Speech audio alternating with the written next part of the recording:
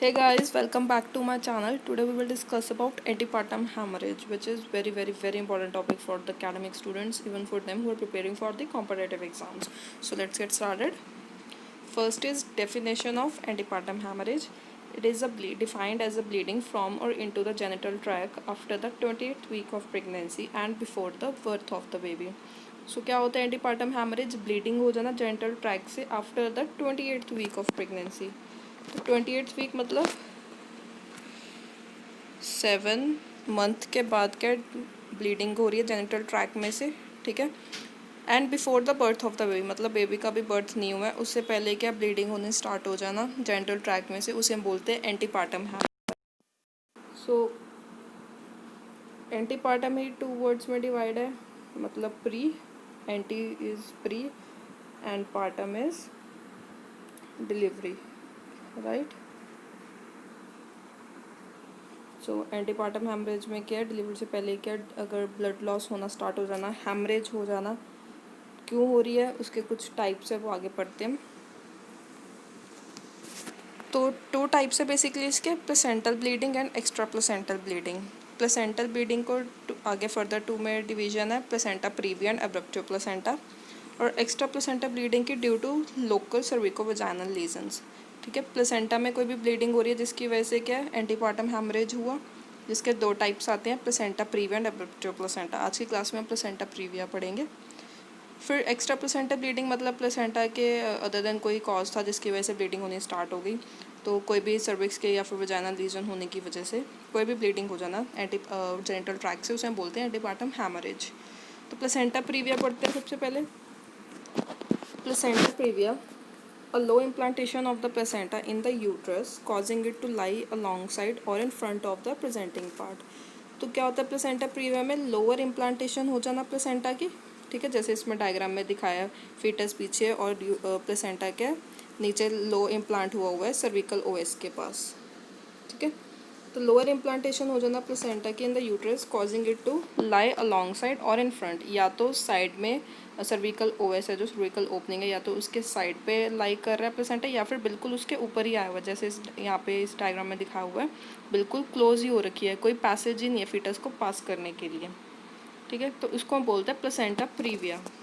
Placenta previa में lower implantation हो रही है प्लेसेंटा की, ठीक है, यूट्रस में, जिसकी वजह से क्या बिल्कुल जो सर्विकल ओपनिंग है वो क्लोज हो चुकी है, कोई पैसेज नहीं बचा है फीटस के लिए. इसके अलग अलग टाइप्स होंगे इम्प्लांटेशन होने के प्लेसेंटा के, जिसकी मतलब कितना पैसेज फ्री है पास होने के लिए फीटस को, कितना नहीं. तो हम आगे बढ़ते हैं. एग्जैक्ट कॉज है जो वो नॉन नहीं है प्लेसेंटा प्रीविया का. The exact cause is not known. The following theories are postulated, मतलब कुछ थ्योरीज हैं जिसके अकॉर्डिंग हम कॉजेटिव एजेंट देख पाते हैं अभी क्यों हो रहा है placenta previa. So first is dropping down theory. Dropping down theory में क्या होता है, फर्टिलाइज्ड ओवम जो होता है, मतलब फर्टिलाइज्ड होने के बाद क्या वो ड्रॉप कर गया, मतलब अच्छी तरह से उसकी इम्प्लांटेशन नहीं हुई यूट्रस में, ड्रॉप कर गया, लोअर सेगमेंट में जाके उसकी क्या इम्प्लांटेशन होनी स्टार्ट होगी, जिसकी वजह से क्या फीटस भी वहीं पे ग्रो हो रहा है, प्लेसेंटा भी वहीं पे ग्रो हो रहा है. तो क्या है एंटीपार्टम हैमरेज आगे जाके कॉज होता है. सेकेंड है मल्टीपल प्रेगनेंसी. अब मल्टीपल प्रेगनेंसी है तो जो प्लेसेंटा का साइज़ है, प्लेसेंटा बेड है, वो ज़्यादा लार्ज होगा, जिसकी वजह से क्या ज़्यादा रिस्क है, कॉज है लोअर इम्प्लांटेशन होने के प्लेसेंटा के. उसके बाद है डिफेक्टिव डेसिडुआ. जो डेसिडुआ लेयर है जो मॉडिफाइड होती है एंडोमेट्रियम लेयर से during pregnancy, it's in the mucosal layer of uterus. तो उसमें कुछ डिफेक्ट आ जाना, ठीक है, जिसकी वजह से क्या हो रहा है जो क्रॉनिक विलाई है प्लेसेंटा का वो ज़्यादा स्प्रेड कर रहा है, ठीक है, ज़्यादा वाइड एरिया में स्प्रेड कर रहा है, जिसकी वजह से क्या लोअर सेगमेंट में पहुंचने का उसका रिस्क ज़्यादा बढ़ जाता है. उसके बाद big surface area of the placenta. अब प्लेसेंटा का सरफेस एरिया बिग है तो लोअर इम्प्लांट होगा ही होगा. तो ये थे कॉजेज़. नेक्स्ट है डिग्रीज ऑफ प्लेसेंटा प्रीविया, ठीक है, जैसे हम टाइप्स ऑफ प्लेसेंटा प्रीविया बोल देते हैं. ये 4 टाइप्स के हैं, type 1, type 2, type 3 and type 4. तो टाइप 1 में क्या होता है पहले ये देखते हैं. Type 1 also known as lateral and low lying, ठीक है. तो टाइप 1 को हम लेटरल प्लेसेंटा प्रीविया भी बोलते हैं और लो लाइन भी बोलते हैं. The lower margin of the placenta dips into the lower segment. तो इसमें क्या क्या होता है, जैसे ये सर्विकल ओएस है तो सिर्फ यहाँ पे साइड में थोड़ा सा प्लेसेंटा ने ऑक्यूपाई करी हुई है स्पेस, इतना लोअर इम्प्लांट हुआ है. The lower margin of the placenta dips into the lower segment, मतलब जो प्लेसेंटा का लोअर साइड है वो थोड़ा सा मतलब डिप हो रहा है लोअर सेगमेंट में, मतलब कुछ एनरोच नहीं कर रहा है ये सर्विकल ओपनिंग को, जो सर्विकल ओएस है उसको कुछ एनरोच नहीं कर रहा है ये, बस टाइप 1 है, मतलब माइनर साइज में वजाइनल डिलीवरी करवा पाते हैं। उसके बाद है टाइप 2, इसको हम मार्जिनल भी बोलते हैं, ठीक है। मार्जिनल क्यों बोल रहे हैं, क्योंकि मार्जिन पे आ जाता है ये ओएस के। The placenta reaches the internal OS when close but doesn't cover it, ठीक है। अगर सर्विकल ओपनिंग है ये, ठीक है, तो यहाँ तक कुछ पहुँच चुका है ये कुछ इस तरह से, ठीक है। कवर करेगा ये ओपनिंग को, बट जब क्या सर्विक डायलेटेड नहीं है, ठीक है, क्लोज है, और उसके बाद जब ओपन हो रही है तो उसको कवर नहीं करेगा, ये पीछे स्ट्रेच आउट हो रहा है। The placenta reaches the internal OS when closed but doesn't cover it, ठीक है।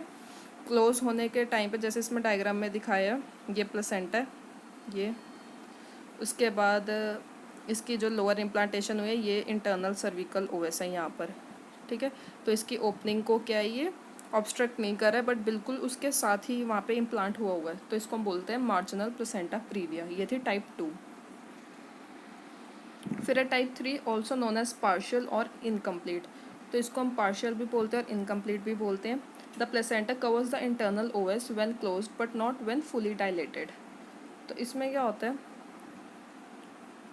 ये आ गया हमारे सर्विक्स, तो कुछ ऐसे सर्विकल ओएस को क्या ये पास कर चुका है, उसको क्या है इसने नीचे ऑब्स्ट्रक्ट कर दिया अपने प्लेसेंटा बेड के साथ, ठीक है। तो इसको हम कंप्लीट इनकम्प्लीट और पार्शियल भी बोलते हैं। इनकम्प्लीट क्यों बोल रहे हैं, क्योंकि जो पूरा प्लेसेंटा है, ठीक है, जो पूरा प्लेसेंटा ने कवर नहीं किया सर्विकल ओएस को, बस पार्शियली करा है, ठीक है। The placenta covers the internal OS when closed but not when fully dilated, ठीक है। कब कवर कर रही है, जब क्या क्लोज है सर्विकल ओएस, बट जब फुली डायलेटेड हो जाएगी, जब फर्स्ट स्टेज कंप्लीट हो जाएगी लेबर की, तब क्या ये पीछे हो जाएगा, ठीक है। ये थी इनकम्प्लीट टाइप 3। उसके बाद टाइप 4 क्या ऑल्सो नोन है सेंट्रल और कंप्लीट, ये टाइप लास्ट में क्यों रखी है, क्योंकि इसमें क्या है पूरा जो सर्विकल ओएस है वो कवर्ड है प्लेसेंटा से, मतलब कोई चांस ही नहीं है वजाइनल डिलीवरी होने के। The placenta completely covers the internal OS even when the cervix is fully dilated, तो क्या हो रहा है इसमें जो इंटरनल ओएस को पूरा कवर कर रहा है प्लेसेंटा, चाहे सर्विक्स डायलेट है या नहीं है, हर स्टेज में क्या है वो कवर करके ही रखेगा। तो ये थी टाइप 4। तो हमने 4 टाइप्स पढ़ी, type 1, type 2, type 3, type 4।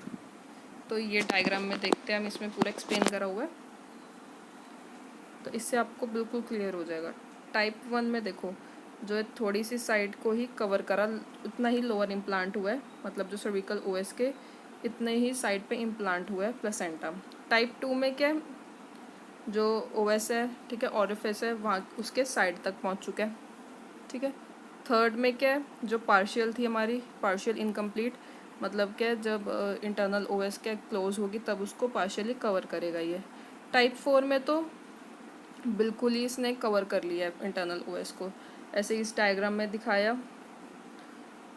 Type 1 में क्या इतना डिस्टेंस होता है यहाँ पे, जितना ये डिस्टेंस दिखा दिया इसने सर्विकल ओएस और प्लेसेंटा में, ठीक है, इसका कोई ज़्यादा कॉम्प्लिकेशन नहीं होती है। इसके बाद टाइप 2 में क्या है इतना कवर्ड हो गया। टाइप 3 में बिल्कुल इंटरनल ओएस के ऊपर आ चुका है ये, ठीक है, पार्शियली। और टाइप 4 में तो बिल्कुल ही प्लेसेंटा हमारे सर्विकल ओएस के ऊपर प्रेजेंट है। तो ये टाइप्स क्लियर हुई हमें ऐसे, type 1, type 2, type 3, type 4। Type 1 को हम लो लाइन भी बोलते हैं, क्योंकि सिर्फ लोअर सेगमेंट में ही क्या इसकी इम्प्लांटेशन होती है लेटरली। टाइप 2 को हम मार्जिनल बोलते हैं, क्योंकि मार्जिन पे आ चुका होता है ये। टाइप 3 को हम बोलते हैं इनकम्प्लीट, क्योंकि इनकम्प्लीटली पार्शियली उसको कवर करते हैं। और टाइप 4 इज़ कम्प्लीट। फिर क्या क्लिनिकल फीचर्स होंगे एंटीपार्टम हैमरेज के। The only symptom of this is vaginal bleeding, ठीक है। तो हैमरेज हो रही है, एंटीपार्टम हैमरेज पढ़ रहे हैं तो हम ब्लीडिंग तो होगी वहाँ पे, तो इसका सबसे मोस्ट प्रोमिनेंट सिम्टम क्या है, वजाइनल ब्लीडिंग होगी। सडन ऑनसेट होगा उसका, पेनलेस और ब्राइट रेड कलर की ब्लीडिंग होगी। There is no way that the bleeding from placenta can be arrested other than delivering the fetus and complete removal of placenta. तो क्या हो रहा है इसमें, वजाइनल ब्लीडिंग हो रही है, सडन ऑनसेट होगा उसका, पेनलेस ब्लीडिंग होती है और ब्राइट रेड कलर होता है ब्लीडिंग का। कोई इसका मतलब है नहीं, मैनेजमेंट नहीं है कि हम इसको कंटिन्यू कर पाएँ प्रेगनेंसी को, तो या अरेस्ट कर पाएँ ब्लीडिंग को। इसमें हमें डिलीवरी कराना पड़ता है फीटस को भी, और कम्प्लीटली रिमूवल करना पड़ता है प्लेसेंटा को, तभी जो हैमरेज है वो स्टॉप होगी। उसके बाद क्या डायग्नोज है, कैसे हम डायग्नोज करेंगे एंटीपार्टम हैमरेज को। फर्स्ट इज़ अल्ट्रासाउंड एग्जामिनेशन, जिससे हमें सबसे ज़्यादा यूज़ होने वाला अल्ट्रासाउंड है, जिससे हमें 100% श्योरिटी मिल जाती है लोअर इम्प्लांटेशन की और क्या टाइप है उसका। उसके बाद MRI भी हो सकता है। फिर थर्ड दिया प्लेसेंटा में भी visualised bye means of examination with स्ट्राइल speculum. Placenta को हम कैसे एग्जामिनेशन कर सकते हैं, स्ट्राइल स्पेकुलम के साथ भी, जिसे हम डबल सेटअप एग्जामिनेशन भी बोलते हैं। तो डबल सेटअप एग्जामिनेशन में क्या होता है बेसिकली, कोई अगर हमारे पास टाइम नहीं है अल्ट्रासाउंड करवाने का, या फिर अल्ट्रासाउंड की कोई अवेलेबिलिटी नहीं है हमारे पास, तब हम डबल सेटअप एग्जामिनेशन करते हैं। इसमें क्या बेसिकली सर्विक्स की एग्जामिनेशन की जाती है स्पेकुलम के साथ इन ऑपरेटिंग रूम। ठीक है, इन दिस क्या होता है, इसमें हेल्थ केयर प्रोवाइडर रेडी होगा सिजेरियन सेक्शन करने के लिए अगर नेसेसरी है तो। मतलब ये बहुत रेयर यूज़ किया जाता है, तब यूज़ किया होता है मतलब जब टाइम नहीं है या फिर अल्ट्रासाउंड नहीं कर पाते हैं, तब क्या हम विजुअलाइज करते हैं स्पेकुलम के थ्रू कि कौन से टाइप की प्रेजेंट है वहाँ पे, टाइप कौन सा है प्लेसेंटा प्रीविया का। Then last is management of antepartum haemorrhage. तो all APG patients are to be admitted. सबसे पहले तो एंटीपार्टम हैमरेज हो गया तो पेशेंट एडमिटेड होगा हॉस्पिटल में। दो टाइप हैं इसकी मैनेजमेंट करने की, expected treatment and active treatment. Expected treatment में क्या है, अगर कोई एक्टिव ब्लीडिंग नहीं हो रही है उस टाइम, और जो प्रेगनेंसी है वो लेस देन है 37 वीक की। ठीक है, तो प्लेसेंटा, और जब हमने अल्ट्रासोनोग्राफी करवाई, अल्ट्रासोनोग्राफी में पता चला जो प्लेसेंटा एज है, जो प्लेसेंटा का मार्जिन है, वो क्लियरली 2 to 3 सेंटीमीटर अवे है इंटरनल OS से। ठीक है, मतलब मान लो टाइप 1 है या फिर टाइप 2 है, मतलब 2 to 3 सेंटीमीटर एज अवे है अभी भी इंटरनल OS से। तो इसमें क्या हम वजाइनल डिलीवरी करवा सकते हैं, अगर नहीं पॉसिबल तो फिर सिजेरियन डिलीवरी करवा देंगे। उसके बाद आई second active management. Active management में ब्लीडिंग अगर कंटिन्यू हो ही जा रही है अभी भी, ठीक है, प्रेगनेंसी क्या मोर देन 37 वीक है, तो उसके बाद अल्ट्रासोनोग्राफी कराई हमने, चेक किया अभी कौन सा टाइप ऑफ प्लेसेंटा प्रीविया है। तो इसमें हमें अगर पता चला the placenta edge within 2 centimetre of the internal OS और प्लेसेंटा, तो जो प्लेसेंटा का एज है वो 2 सेंटीमीटर तक इंटरनल OS के अंदर जा चुका है। ठीक है, इन्वेड कर चुका है। तो क्या ये टाइप 3 या टाइप 4 कोई भी हो सकता है उनमें से, तो इसमें तो हमारे पास सिजेरियन डिलीवरी के अलावा कोई चांस नहीं है, इसमें तो वजाइनल डिलीवरी हो ही नहीं सकती है। तो ये थी APH पेशेंट्स की management. 2 types expected and active. So this is all about antepartum haemorrhage. जो अदर टाइप्स हैं वो मैं नेक्स्ट वीडियो में एक्सप्लेन करूँगी। So please stay connected with advance nursing tips. Thank you.